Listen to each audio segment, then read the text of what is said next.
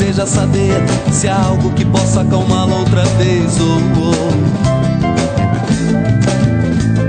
Os pássaros, a lua cheia e todo o céu leitoso, e todas as formas da natureza mostravam a grandeza do mundo em lágrimas.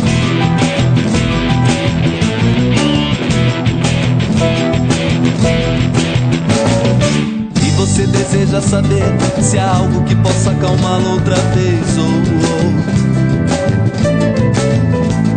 Os pássaros, a lua cheia e todo o céu leitoso, e todas as formas da natureza mostravam a grandeza do mundo em lágrimas.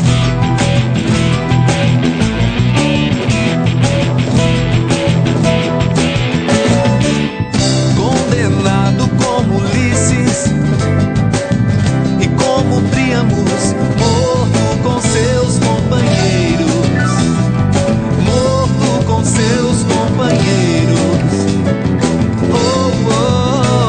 Apareceu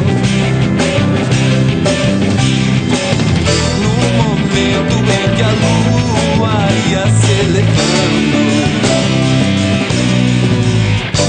e todo pranto forma a imagem do homem.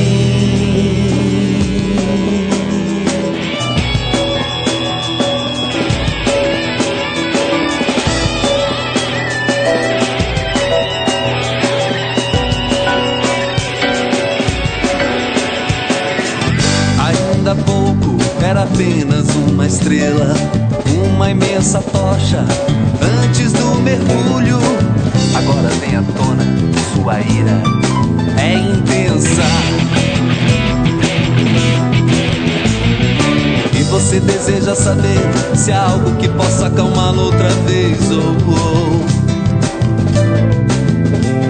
Os pássaros, a lua cheia e todo o céu leitoso, e todas as formas da natureza mostravam a grandeza do mundo em lágrimas.